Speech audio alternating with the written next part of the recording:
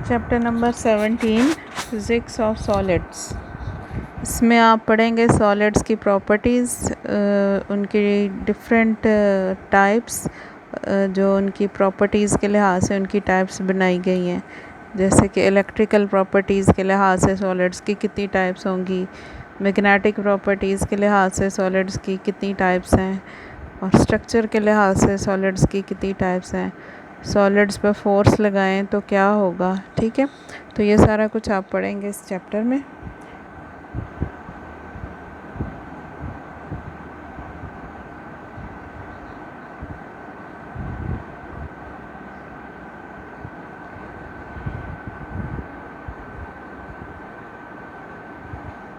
Materials have specific uses depending upon their characteristics and properties.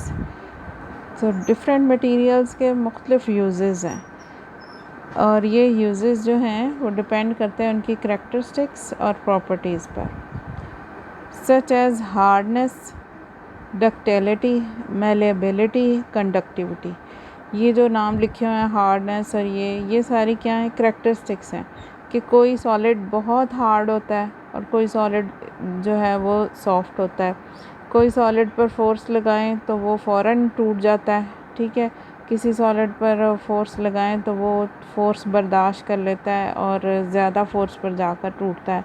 Malleability है कि कुछ solids जो हैं उनको हम जैसे कि लेयर्स में कन्वर्ट कर सकते हैं। कंडक्टिविटी मींस के सॉलिड्स जो हैं वो अपने अंदर से इलेक्ट्रिसिटी गुजरने देते हैं, और बहुत से सॉलिड्स जो हैं वो इलेक्ट्रिसिटी पास नहीं करवाते। तो ये सारे इनके स्पेसिफिक यूजेस हैं जो इनकी करैक्टरिस्टिक्स पर डिपेंड करते हैं। What makes steel hard? Steel hard क्यों होता है? लेड सॉफ्ट क्यों होता है? आयरन मैग्नेटिक क्यों होता है, यानी कि आयरन में मैग्नेट बनने की खसूसियत होती है। कॉपर जो है वो इलेक्ट्रिकल कंडक्टिंग क्यों है, कॉपर में से बिजली क्यों पास कर जाती है। तो ये सारे सॉलिड हैं, स्टील, लेड, आयरन और कॉपर हैं तो सॉलिड, लेकिन देखें इनकी डिफरेंट करैक्टरिस्टिक्स हैं। It depends upon the structure, और ये सारी चीज़ें किस पर डिपेंड करती हैं, स्ट्रक्चर पर। The particular order and bonding of atoms in a material. So ये करैक्टरिस्टिक्स डिपेंड करती हैं उनके अंदर के स्ट्रक्चर पर, किस तरह से अंदर एटम्स की बॉन्डिंग हुई हुई है।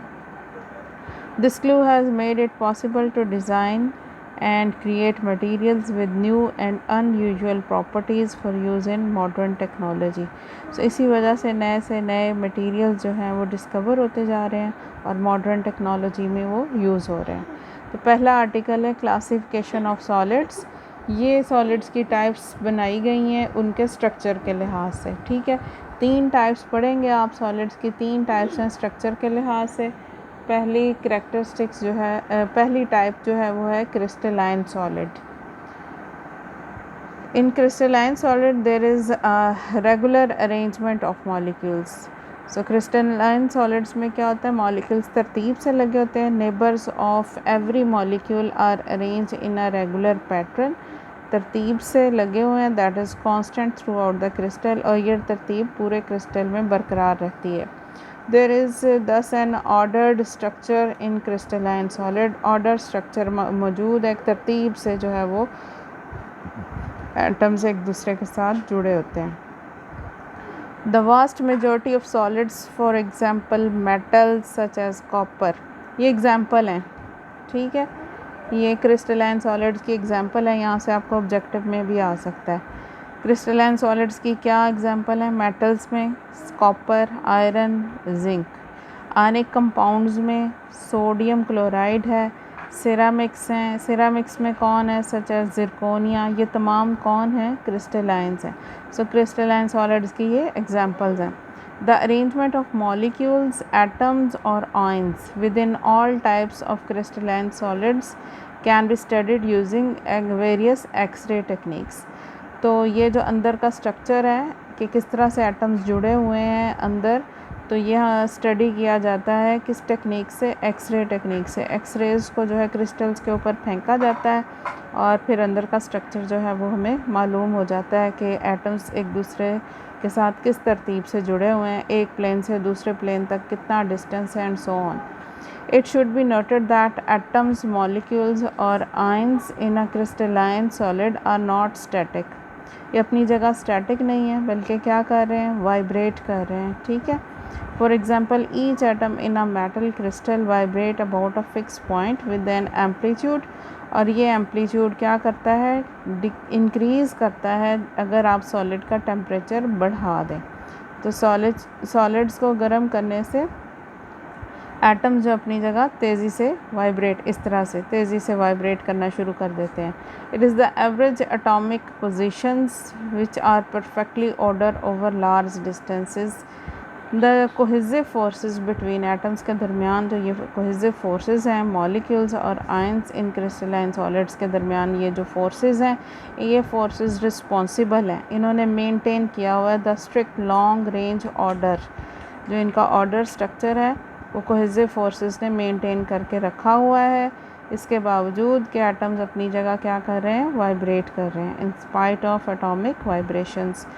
For every crystal, however, there is the temperature at which the vibrations become so great that the structure suddenly breaks up. अगर टेम्परेचर बढ़ाते जाएंगे तो अंदर की जो ऑर्डर्ड स्ट्रक्चर है वो टूट जाएगा.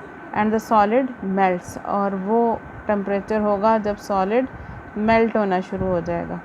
द ट्रांजिशन फ्रॉम सॉलिड यानी कि ऑर्डर स्टेट से टू द लिक्विड यानी कि डिसऑर्डर स्टेट में is therefore abrupt and discontinuous. Every crystalline solid has a definite melting point. तो ख़ास टेम्परेचर पर जाकर अंदर का स्ट्रक्चर टूट जाएगा, रैंडम जो है वो मूवमेंट होनी शुरू हो जाएगी, अंदर का स्ट्रक्चर टूट जाएगा और ये मेल्ट हो जाएगा सॉलिड. और हर सॉलिड का एक डेफिनेट मेल्टिंग पॉइंट है. ये दिखाया हुआ है यहाँ, ये स्ट्रक्चर आपको क्रिस्टल का. क्रिस्टल आपने पढ़े हुए हैं, केमिस्ट्री में भी पढ़े होंगे, जैसे सोडियम क्लोराइड वगैरह का क्रिस्टल आपने देखा होगा, उसमें एटम तरतीब के साथ जुड़े होते हैं.